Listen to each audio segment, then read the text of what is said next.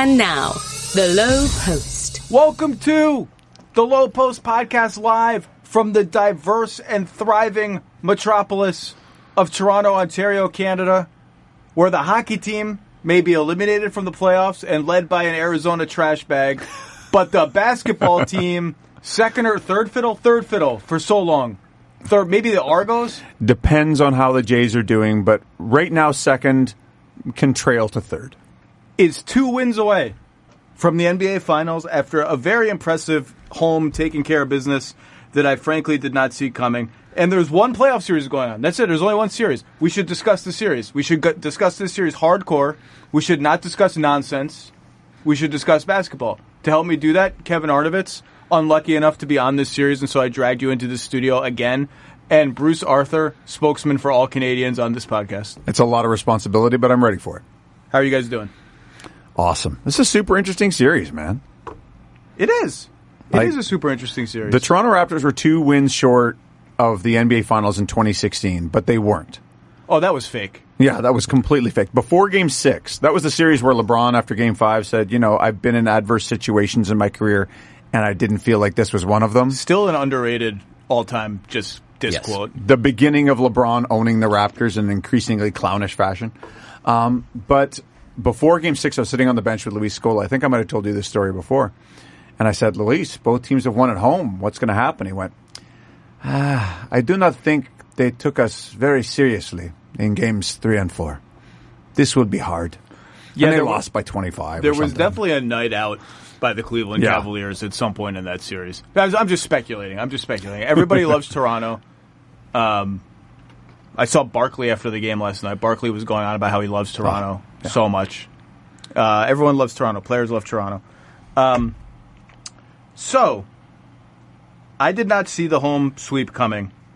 Last night was, you know what I really like? And Arnovitz, you are president of the Kyle Lowry is good club. I am. You know what I like? I have cards. Huh? I have cards. Do they have an outline of a silhouette of his giant ass on the cards? Kyle Lowry's ass is just a regular subject on this podcast. It's getting a little uncomfortable. It's a hockey. Yeah. Like, you talk to hockey players, they all have to have their pants specially made. Do they really? It's like long track speed skaters. Same thing. Okay.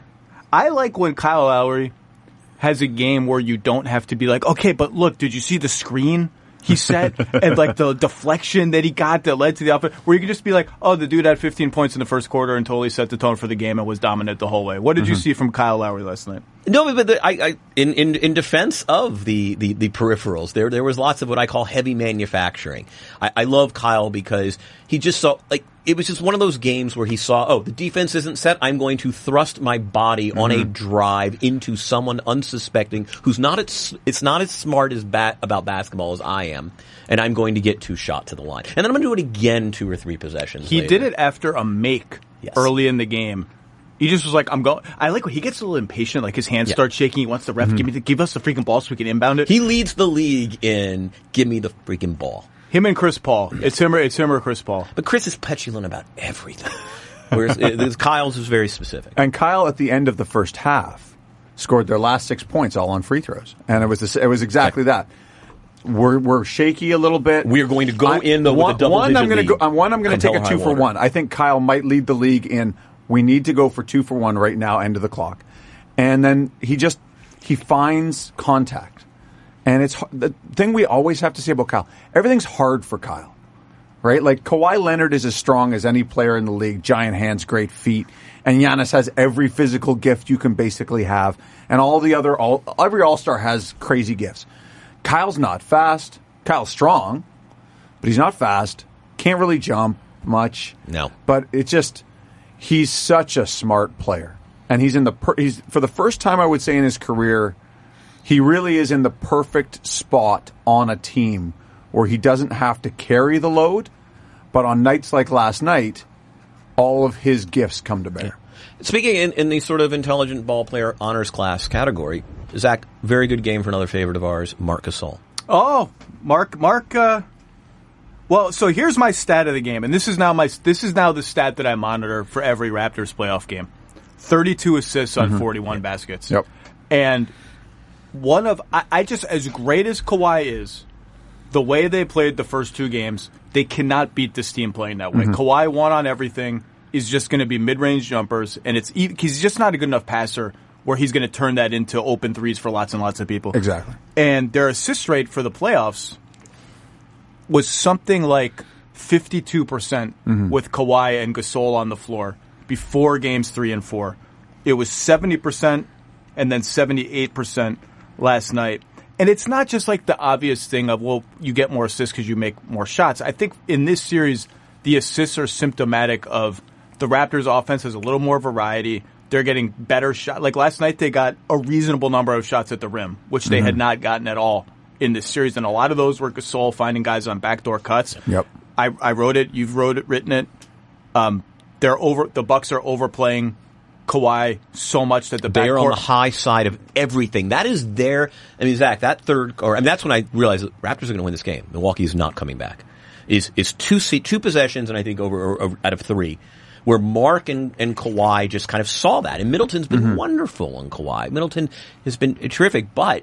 Yeah, if you make Kawhi earn 30 points with 2 assists and 3 turnovers on 12 of 25, huge W for your defense. But he got Mark and Kawhi noted it. It was just he is going to be on the high side of, because ball denial is such a priority for Milwaukee, at the top of the floor with Kawhi. That is available to them. And Mark, and that's what I love about the collective intelligence of this team. And it's also another kind of Kyle-friendly characteristic that this team has. Absolutely. And Mark is just he's so much more useful to you if he's not just a 5-out center, who, by the way, can hit the 3, but use him as a fulcrum, not just at the high post, but by the way, he can do that stuff at the top of the floor. It doesn't have to be at the elbow. He's not Brook Lopez, right? Like, he doesn't have to play like Brook Lopez. He doesn't have to be a guy who just screens, pops, and shoots. There was one of those, the Kawhi dunk, where he dunked on Giannis. If you watch it, Gasol just does the little head bop where he goes, come on, let's go. I can see it. You can see it. Let's go. And he did. And if you look at his face when he threw the next pass to Kawhi, he gets excited. With Gasol, this team was second in the league in assist rate. And that was not 67% assist rate with Mark on the floor. That is not how they played for a lot of the season. But Mark, it's like not only was his passing helpful, but everyone else went, hey, passing's fun. And that's also one of the reasons why they were the best 3-point shooting team in the league once Mark got there, because the ball started to move, and you got to help on Kawhi, and Pascal's a problem, and guys got hot, but still, like, it was such a great way to play with the defense at the back of it. And this was there haven't been a lot of games in the playoffs where they've played like that. Yeah, it works in this way as well. You have 2 sides of the floor. And so you have the Kawhi gravity side of the floor. And then you have what I call kind of their finesse side of the floor, which is, and you can do 2-sided actions. You can, because frankly, things are going to be a little less congested on that second side because Kawhi is just commanding so much attention, and rightly so. You're crazy if you don't use that second side. You've got really skilled ball players over there. By the way, like Gasol's getting good dribble handoff action with Norm Powell. Like that's Norm working. made a 3. Yes. Norm made a 3 on a dribble handoff where I just thought it was the 2 because I thought Norm would, and I watched the replay. I was like, oh my god, he just hit an off the dribble 3 off a handoff. Okay, Norm. Well, Norm very quietly a 39% 3-point shooter this year. Like, all of a sudden, I did not know that. Like, Norm got going this year. He just didn't play that much. He's still a bit of a mystery. He does this every playoffs. Almost every playoffs, there's 1 to 2 Norm Powell games. There was a game against Game 5 against Milwaukee. There was a Game 7 against Indiana. And, like, last night, he didn't actually shoot that well, but he was a threat to shoot. One of the reasons their assist rate had cratered in the playoffs is no one was making shots. Like, nobody. Like, Kyle, think about this. In Game 1, Kyle is their only player to have what is for him an above-average offensive game. And it's way above average. But nobody else did. And they were 3 minutes from winning the game. I got to give them a lot of credit because when they lost Game 1, I tweeted it, you tweeted it. We both felt like, ooh, they let one get away. Yes. And you don't get to let one get away against a team this good. And they felt that way too. And you mentioned Norm. Ibaka was sensational last night. Van Vliet, I think, was 5 of 6, finally rediscovered his shot. I think Nick Nurse, people have nitpicked his end-of-game play calling, which is a lot about just having Kawhi on your team. Sure.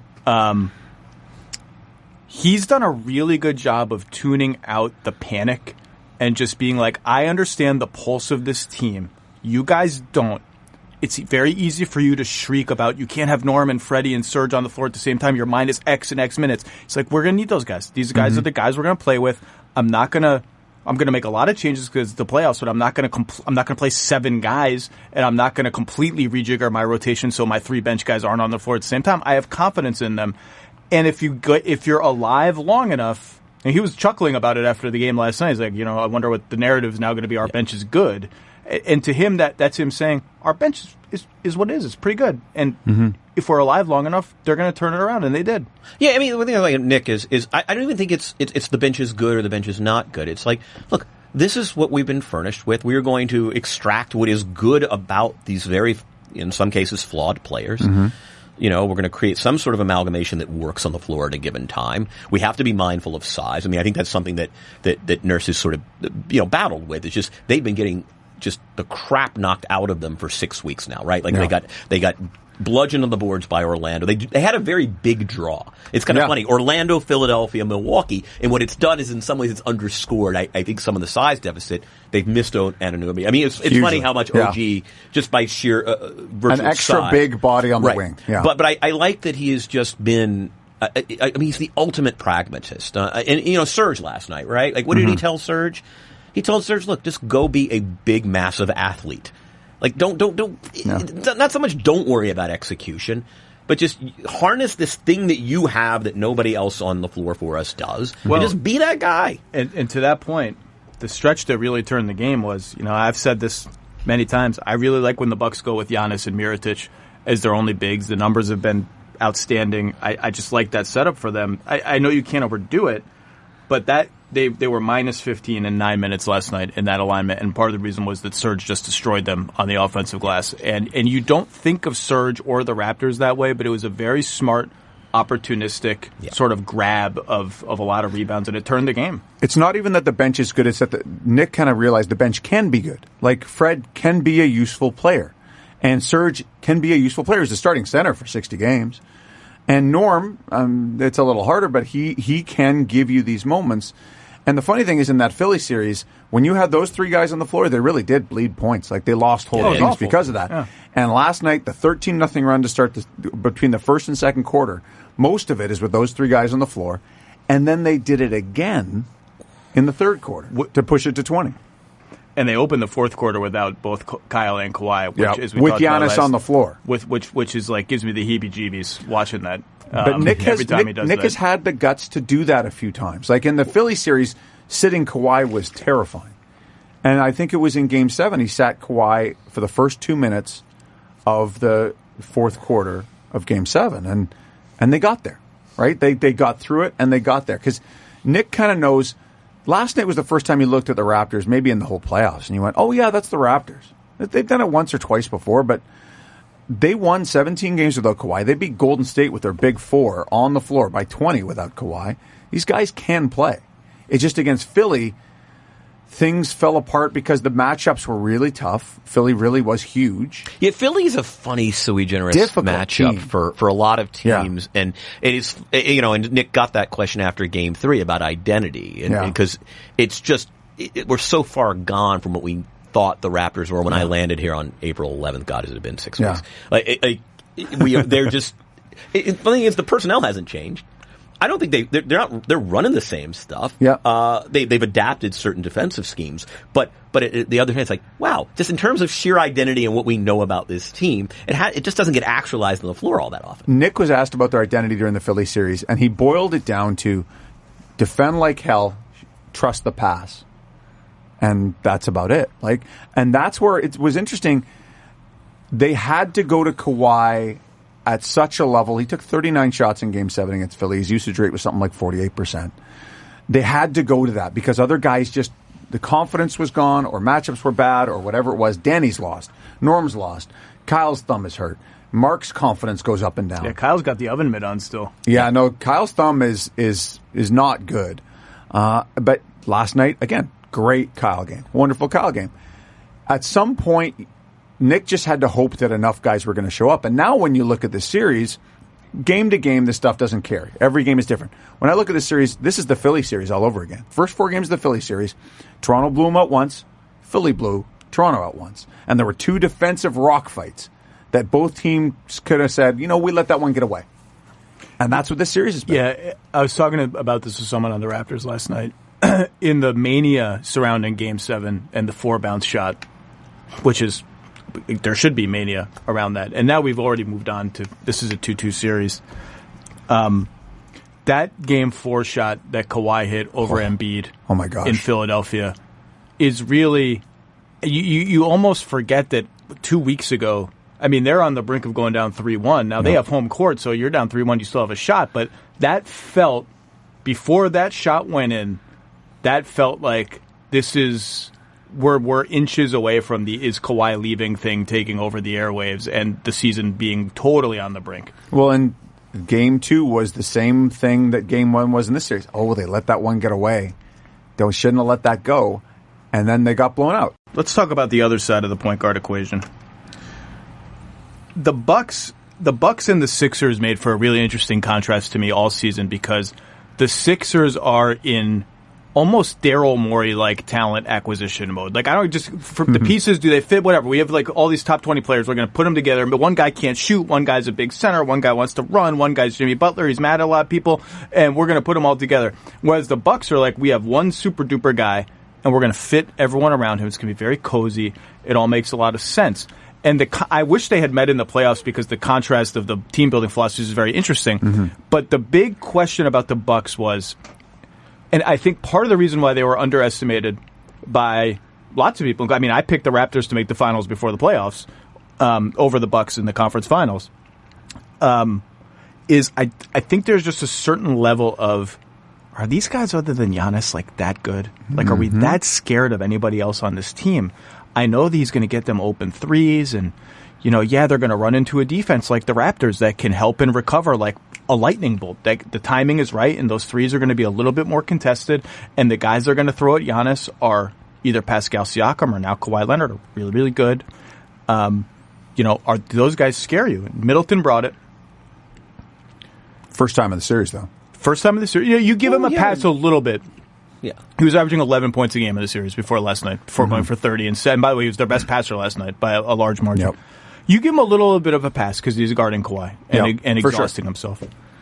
Eric Bledsoe is disintegrating into nothingness. He's almost unplayable. Before our eyes. And Bud is not going to bench him because he and Bud have a very good relationship. I think I can't quite put my finger on it, but I think they've sort of found some bond in their souls together. It's a weird, I think there's something going on there. Some symbiosis there? Yeah, and they also gave him a 4-year, $70 million extension. There is that.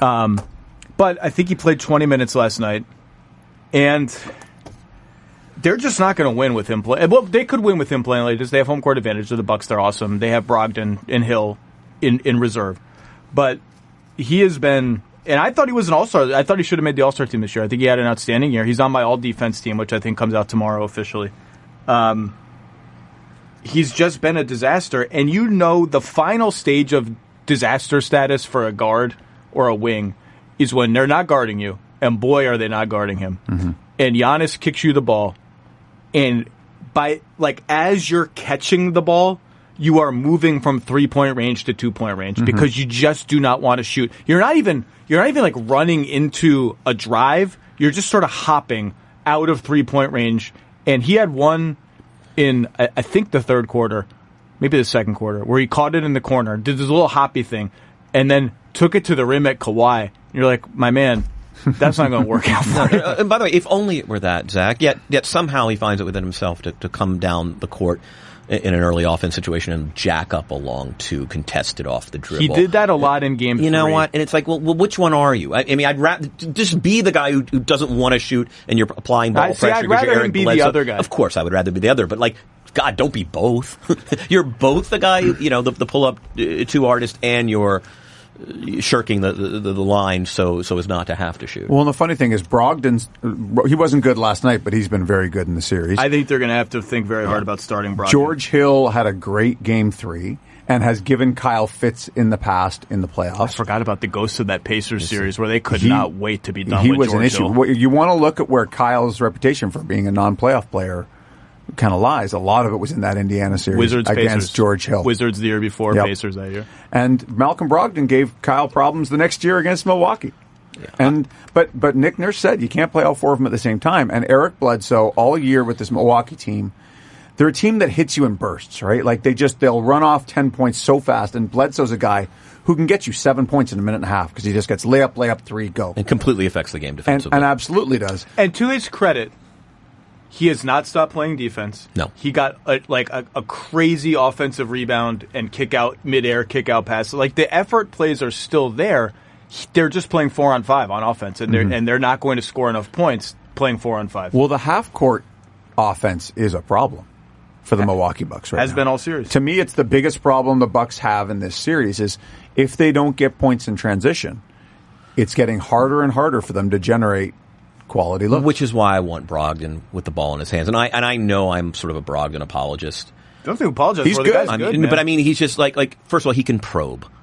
And you've got to decongest. You know what he is, too? Decisive. Yes. Even when you're like, dude, that's Kawhi Leonard on you. And he kind of burrows underneath him and gets a decent, up and under, on the rim with a soft touch. Like, how the hell did you do that? He's strong. They're just Kawhi stronger. But he's strong, he has a floater, and he's a great knockdown shooter. And so the floater helps because when you rush him, he can hit that in-between shot. You know he's who's a really getting good player, man. You know who's getting a pass? And it's always it's I understand why he's getting a pass is Mirotic because it's hard because he's shooting, and you just know that sometimes shooters are going to have slumps. But he's 1 of 6 every game. He makes his first one every game. It seems like, and then misses like 7 in a row. And he's not going to bring you much defensively. He threw a couple nice passes last night when they had the Raptors in rotation. But if they're not going to bench Bledsoe, which I don't think they will, and frankly I don't think they should. I think that would take him apart mentally a little bit. Boy, did you guys see how fast he left the arena last night? I think he was gone before Bud even finished on the podium. He walked by me, and I was talking to a couple people, and I was like, holy, you know what? Eric's already leaving? Like, I'm Did sure he shower? I don't think he showered. I don't think he did media. I think he just left. I think it would break him a little bit mentally to bench him. But Brogdon for Mirotic, which is really just going back to your old starting lineup, is an interesting move. And not just because Mirotic is slumping, but Brogdon is a more natural defender for everyone that the Raptors have on the floor. And he has a much better pick and roll chemistry with Giannis. He's a good screener for Giannis. They have years of shared history together. Years of, you flip the screen, I do this, all these little nuances that you only get by playing together that he doesn't have with Mirotic. Like Mirotic pick and pop has not happened. It's not a thing in the series. So that's a move that I bet they explore. But Bud is. There's a fascinating dynamic of how much Milwaukee trusts itself to be good in this series because that's what they've done all year. Same defense, same offense. There's wrinkles, there's some stuff, but they try to make you adapt to them. Whereas the Raptors are a team that has beaten teams a lot of different ways and can kind of do different things game to game. This is the biggest game in Raptors franchise history coming up, right? Oh, yeah. Is there even... technically they played a Game 5 against Cleveland. Yeah, I was going to say that. I remember that being. If they'd lost Game 7 against Indiana, they'd probably blow the whole thing up. That could have happened. Yeah, but that's I agree. That's a first round series. But this is someone's going to face elimination after this game, and if it's the Milwaukee Bucks coming back to Toronto, then the Raptors are somewhere they've never been. And with a player the likes of which they haven't had since prime Vince Carter. One thing about Kawhi is we don't know what his health status is, and that to me is still a little bit of a question mark in this series. I think we know it's not great. No, but how much of it is dead legs? How much of it is a serious injury? How much of it is should he be sitting a week? Should he be sitting a day and a half? Like, have they packed him in ice for 48 hours?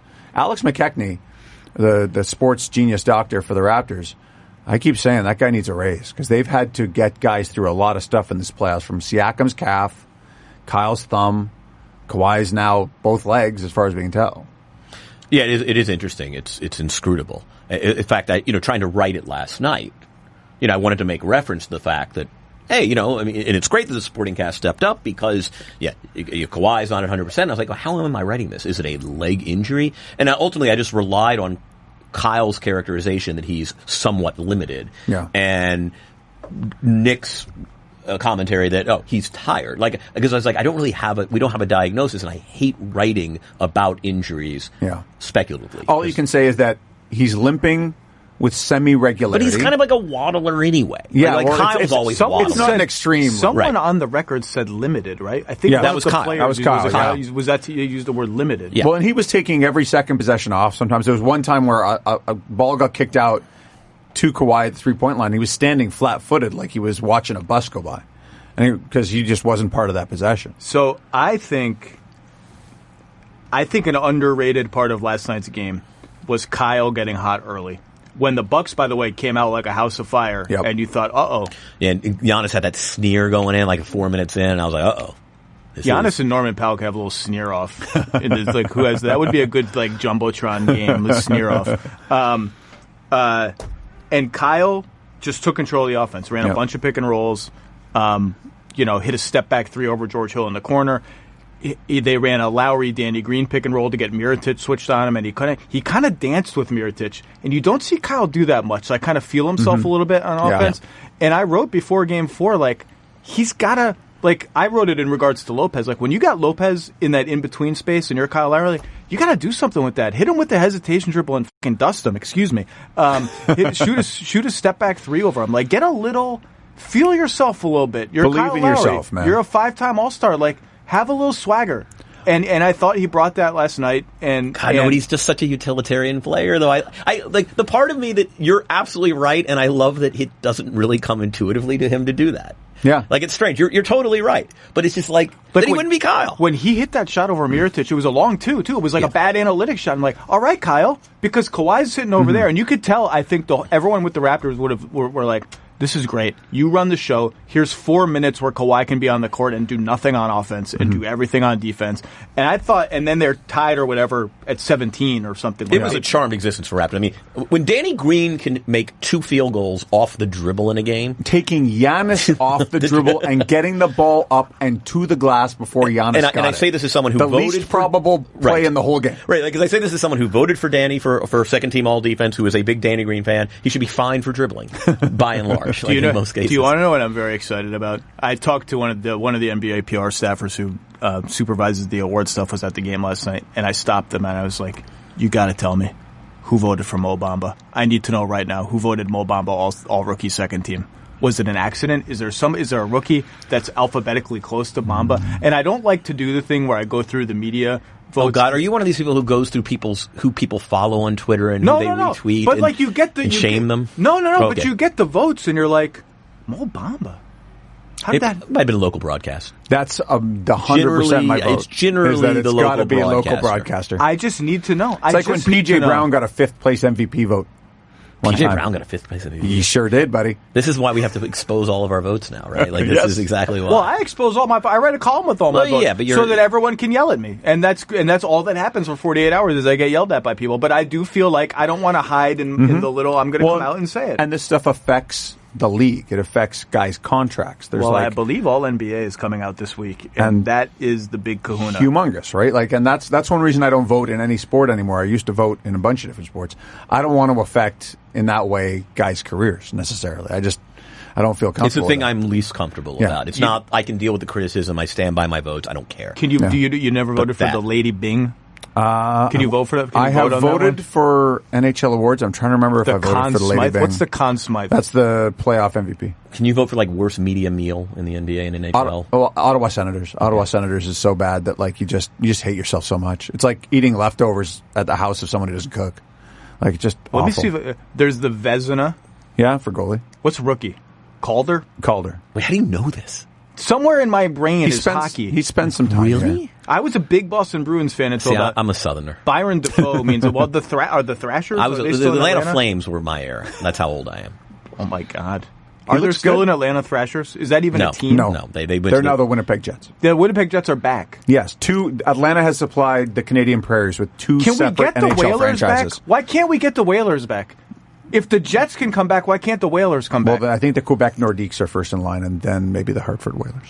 Oh, Quebec, we have to have hockey. We're in Canada. Oh, Hartford's close They to still Canada. don't have it, but the Hartford Whalers, I once saw one of those uniforms in a store. Top 5 logo One in of history. the most ever. beautiful things you can find in sports memorabilia. Hockey uniforms really are the best. There's some good ones. They just look anyway. Hockey, I love hockey. If I could follow any other sport, I would follow hockey again. I have a note on Kyle Lowry, by the way.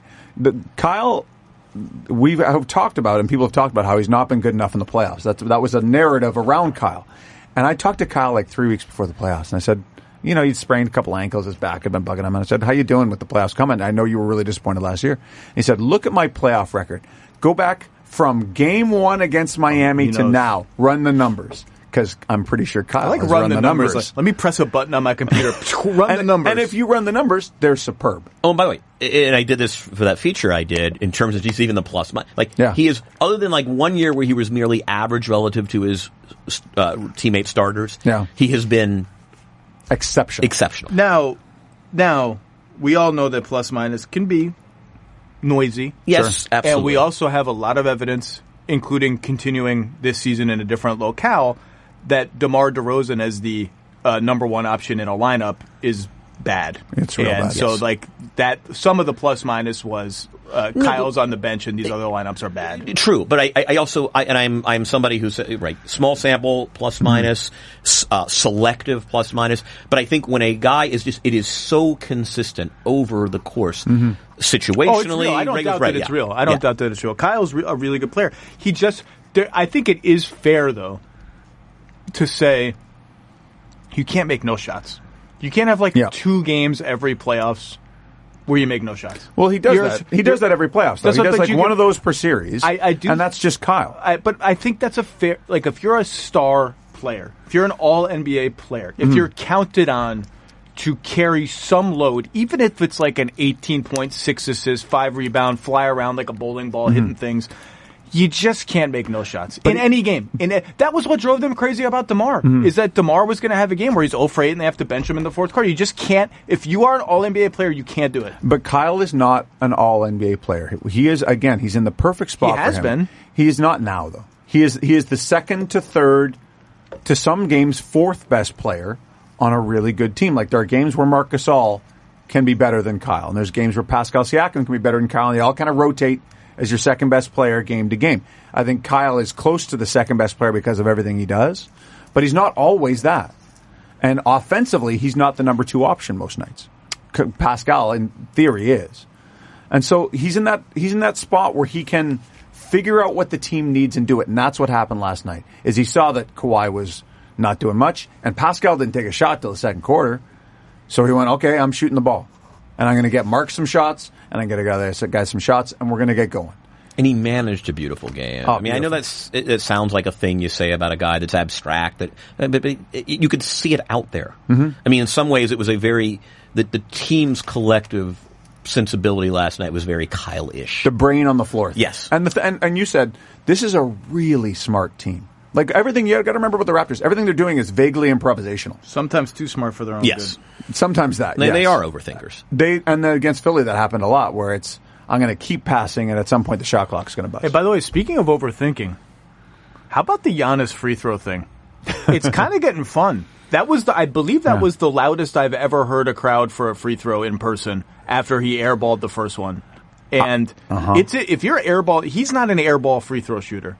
It's in his head a little bit. And here for the series, he was over 70 this season, right? Yeah. Well, for the series, Milwaukee is 88 of 121 at the line, and the Raptors are 81 of 98. So they've taken significantly fewer free throws, but essentially made as many. And on the margins, that matters. Like on the margins, they're shooting 83%, and the Bucks are shooting 73%. Speaking of on the margins, here are 2 other numbers that are very important to consider.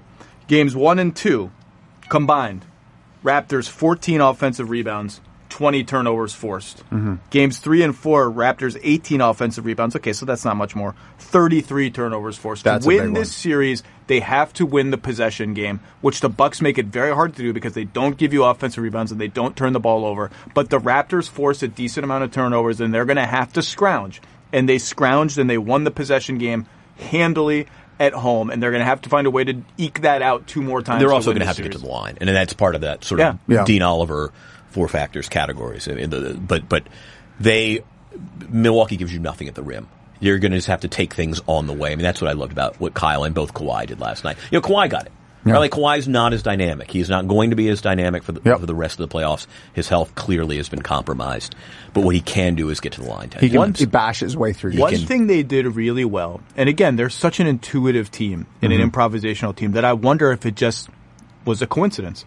But a lot of their ball handlers last night snaked the pick and roll, which means you go around one way and you see the defender dropping, and then you veer the other way. Slalom, and you almost, by veering back the other way, you almost veer back into that big man defender who's dropping back and kind of just burrow a little deeper into the paint, sometimes force a switch. Like Gasol got a kick out 3 out of that because Kyle dragged Brooks so far down by snaking that he couldn't get back. Van Vliet did that a bunch of times. Kawhi does that a lot. It seemed to get the Bucks more scrunched into the paint. And the Raptors understood, okay, they're pretty scrunched. Let's kick it out and start moving the ball, and we can move it ahead of them. I don't know if that was on purpose, but I noticed that a lot last night. I don't think this team has a lot of accidents in how they attack things. Like, Marc Gasol is a next-level basketball intellect, and so is Kyle. And so is Kawhi in his own way. He's not a great passer, but he's a very smart player. Pascal's still figuring out how basketball works, but he's a very smart player for that. Yeah, I think his intuition's very good. Brainy. Like Fred VanVleet, Danny Green. These are smart players, man. Like, I love Fred VanVleet. I love that he owns it. I loved last night. He said, "Look, I can't lie to you guys. I've been missing a lot of shots. It's been pretty crappy. Yep. I'm going to keep shooting. I'm just like, this is the guy that misses buzzer beaters. Is like, give it to me again. So take it again." I want to pose a question to you from the Milwaukee side. So Giannis, I thought, had a very interesting comment after the game, and it dovetails very much with the things the Milwaukee says win and lose, and they've been saying it all season. And frankly, it conforms to very much what Mike Budenholzer's strengths and weaknesses are. Some would cite a lack of flexibility. One of the great things about being the Milwaukee Bucks and a good Mike Budenholzer team is you're committed to a system and principles, and it is a read and react system, but the system you must be devoted to and faithful to, or it doesn't work. Giannis said we're not going to do anything different. And pretty much suggested, and didn't say it in these words, but gave the impression of, look, if Norm Powell wants to take 13 three-pointers, if Marc Gasol is going to be open 12 times, we'll gladly yield that if it means that we are keeping this team away from the paint, and we're by and large making good help decisions. Now, they didn't make great help decisions last night. We're going to talk about that. Okay, but it does speak, if you're the Milwaukee Bucks and you're coming out of this, obviously you're disappointed you've lost 2 games. But, like, all right, I mean, if Norm Powell's going to take 18 shots and Kawhi Leonard's going to take 11, plus another few true shots going to the basket with foul shots, I mean, we're going with this. Is that the question? It's kind of the flip side of how Philly played them. Remember, Brett Brown, from the start of that series to the end, was going, this team was the number 1 3-point shooting team in the league, guys. I saw it. He says, saw her. It's great. I love Brett. I said before, Brett Brown's accent and manner of speaking, if he got a group of my friends together and said, we're going to rob a bank and here's how we're going to do it, I would be like, I'm ready. Let's go. Like, I'm ready to go. But he was terrified of that the whole series. And so even as Kawhi was operating at historic levels for the first 4 games, they said, we're not going to send too many guys. We're going to guard them as much one-on-one as we can. We're going to see what we can do. And Milwaukee's going the other way. Milwaukee's saying, Kawhi's going to have to go through 2 to 3 guys to get to the rim. And when we put Giannis on him, he has trouble with pull-up jumpers, especially if his legs aren't good. All you other guys got to beat us. And the Raptors, the idea was you got enough guys to do that. And they're going to find out if they do. So I think you just brought up the point I wanted to make sure we get to before we get out of here and head to the Cream City. Beautiful Milwaukee, Is Wisconsin. that what it's called? I think that's Milwaukee's the Cream City, right? That's why they have cream on their uniforms. They're the Cream City. That's the thing. So. Last night, this is an interesting moment for the Bucks because they lost. Detroit was a non-series. This whole season was just good times USA for them, just rolling over everybody. Boston, they lose game 1. I don't think they really, when they said all that same stuff after that game, we're not going to change anything. I think they knew this team can't beat us. Yeah. Like we're gonna, and once we hit them, they're gonna crack, and they cracked amid a hail of terrible Kyrie Irving shots.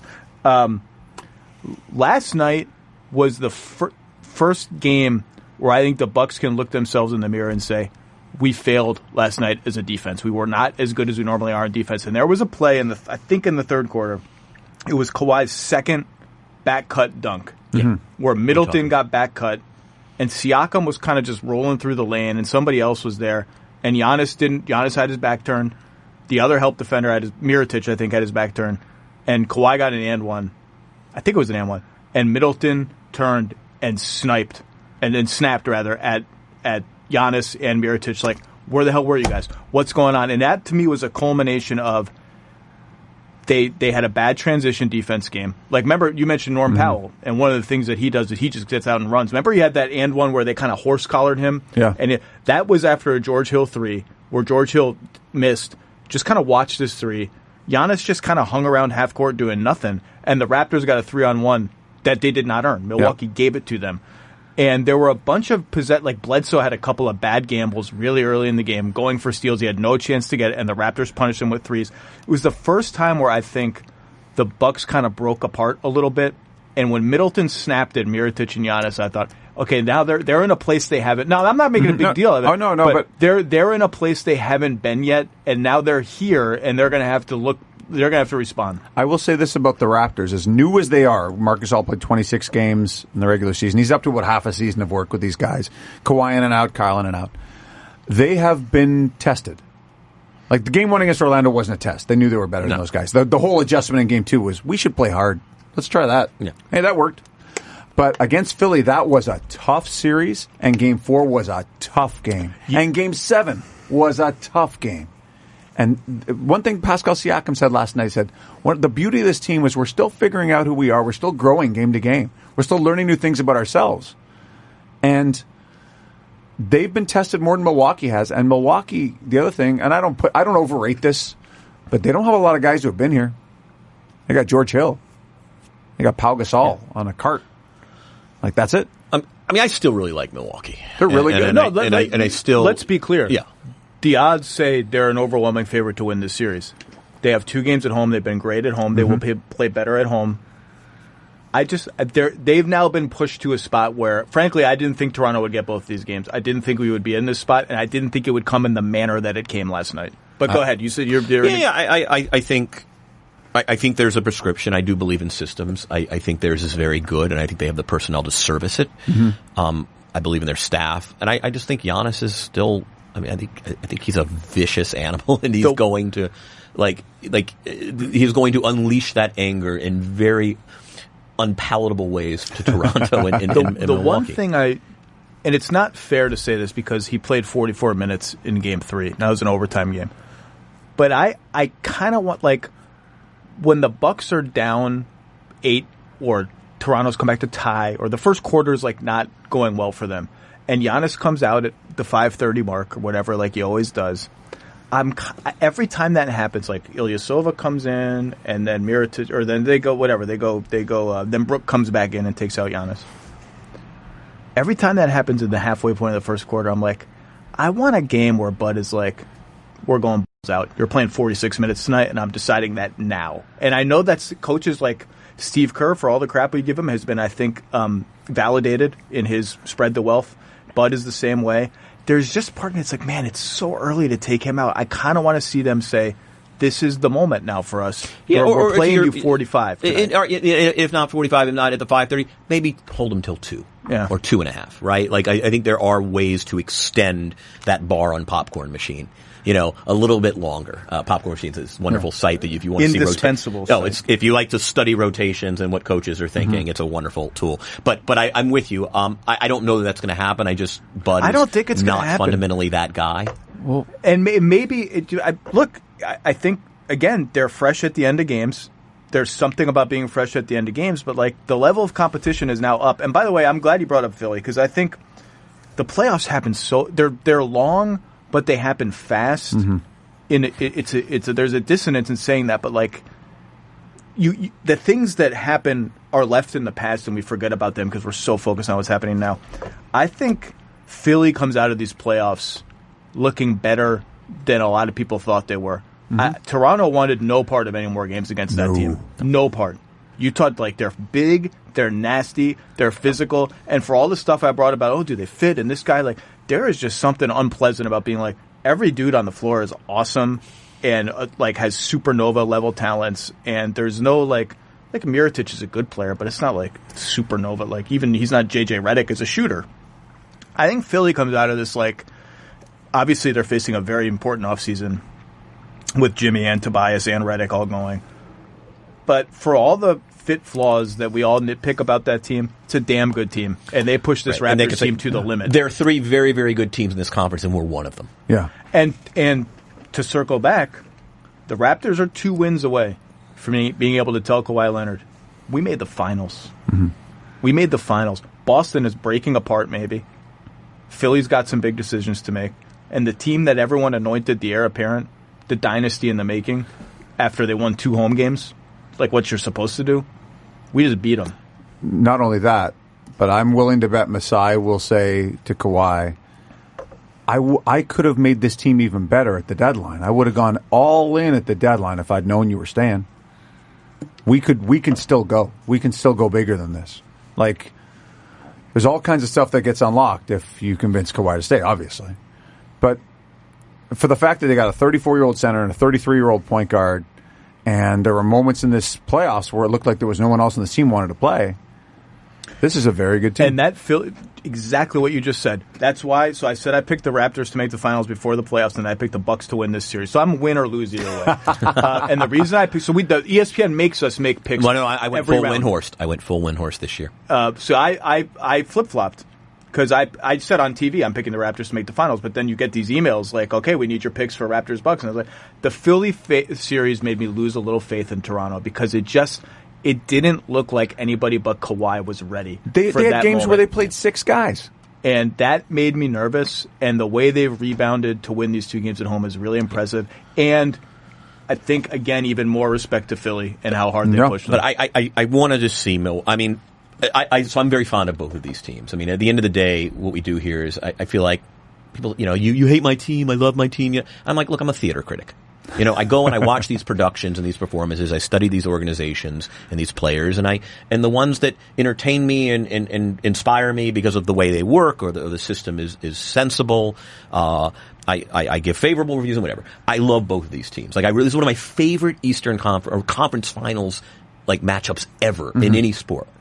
And I just the Bucks. I kind of want to. I'm ready to see a great Bucks performance. I've watched so much of their basketball this year, and it infuriated me last night, even though I had no rooting interest, to watch Middleton foul a guy 75 feet from the basket. Not with 3 just any seconds guy left. though.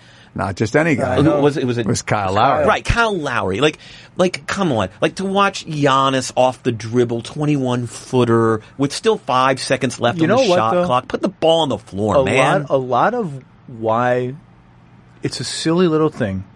But when the Bucks look invincible, when they're like, oh man, no one's going to beat them, a lot of it is because Giannis makes 2 or 3 pull-up threes in a game. And he did that a lot against Boston. When those go in, like he did that against Boston. It's just not my experience during the regular, and I know it's the regular season. Second half of the season, he started to make threes. So let's set aside that one. I mean, they pissed away between, as you said, the Bledsoe gambles and the stupid pull-ups and the Middleton thing, and just they pissed People away. People can see your frowny face right now. They pissed away 8 to 10 possessions last night. I will say this though, and that's not them. They're a better team than them. Yeah, they are, and they're a really good team. But to me, when the Bucks are a supernova, it's when they're defending you and you're taking the shots you don't want to take, and then they run at you. And they run it right down your throat. They have 3-point shooters running the corners, and Giannis going to the rim, and it's devastating. That's where Eric Bledsoe gets going. And by the way, I feel like they pulled back a couple of times last night. Like, I think there's a sort of a playoff instinct to be a little bit more conservative and methodical. And again, I think if the ball is in the hands of Brogdon, I trust them a little more. Hill as well. I just always loved Hill as sort of as an off-ball player. Yeah. Like, I just love George Hill on the floor as an off-ball player. But I just feel like they pissed away 8 to 10 possessions last night. I feel like they made dumber decisions than they normally make. And I'm a big Bucks fan, the way I'm a big Raptors fan. But I still want both teams playing their best. I still do think the Raptors, because they're a smart team that's still figuring themselves out, they're figuring the Bucks out too. Yes. And they had not played them with Gasol before this series. And what's really interesting is they're doing such a beautiful job. We haven't talked about the Raptors defense a lot. Oh my gosh. This is a defensive series. It is. They have been so good. And one of the interesting things is by putting Kawhi on Giannis, it now means the help defenders are bigger. Big dudes. They're big arms. dudes, and it's giving Giannis, I think, a little more pause. And, I mean, again, underrated, and I can't believe we've gotten this far. The Raptors' half-court defensive plan has been executed to perfection. This has been an exceptionally well-coached series, and they've just it's been good to see. Also, and I think, and I can't believe I'm saying this. Oh, I can and I can't. Like, I don't think there's a player in the NBA who's comfortable with Kawhi Leonard within 2 feet of him. I just don't think there is. I don't think there's anyone who likes that feeling. feeling. He just induces discomfort. And I don't. Well, and he takes the ball. And I think there might. Yeah, that's the thing. I think there might be.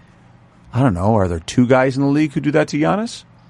Maybe, and I think he's one of them. Well, because people know he's maybe the only guy in the league who can just be like, the ball you have, I'm going to now take it. Yeah. It's now my ball, and I'm going the other way. If you dare, like 2 years ago, 3 years ago, there was a time where, like, if you were a B dribbler and you dribbled within 10 feet of him, it was like, it was gone. It was out of your hands. It was like, I'm taking it. I'm going. It's a shark in the pool. Yeah. It's a problem. 42% turnover rate. Like, you had to be Chris Paul to not have the ball taken away from you. And if you ask Kawhi about it, sometimes he'll say, I just saw it.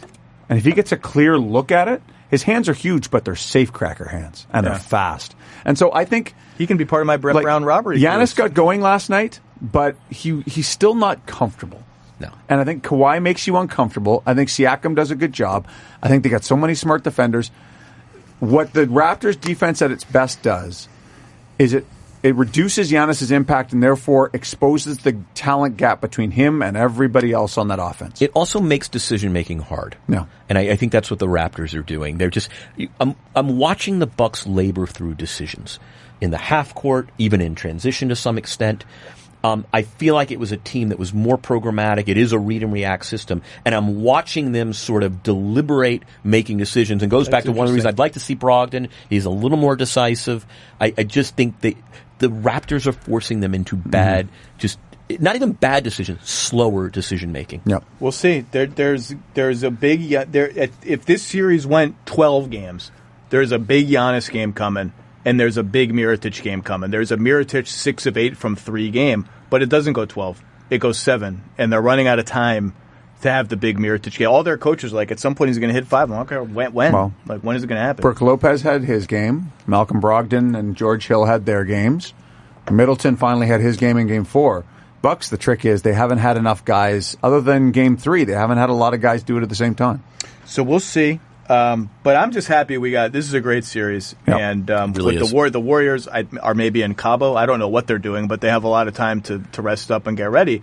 It's nice for the NBA to have last year we had 2 7-game conference finals, but it's nice that this is 2 really good teams. This is not there is a sense now of uncertainty, even with the Bucks going home. I picked the Bucks, you picked the Bucks. No, I didn't pick anybody. You didn't. You're not. I'm doing if I cover the series, I'm not picking it anymore. Okay, I'm going full Windhorse. I think you would have picked the Bucks. I'm going to stick for you. Yeah. I still would pick them, but there is a little bit of an air of uncertainty, which I think is very good for the NBA. Good basketball is good for the NBA. Okay, Bruce Arthur, I'll see you in Milwaukee. You bet, buddy. Kevin Arnovitz, I'll see you in Milwaukee. Yes. And the Fiserv. Is it Fiserv? I want to call it the Fiserv. I'm going to just mispronounce it and call it the Fiserv Forum just to make the name sponsor angry. Just like this will never be the Scotia Bank. It is a beautiful new arena. Beautiful new arena. The Spicy Tuna Bowl, right? They need one more set of hands at that pokey place. Well, you got to go earlier. Floor. I told you got to go earlier. The Air Canada I told Center. Peter Fagan. It'll always be the ACC to me, but I call the one in Milwaukee. It's like the Bradley adjacent center. It's right. I like the crumbling remains of the Bradley Center. I hope they just All right. I'll see you guys there. Thanks for your time, and Game 5 awaits. Yep.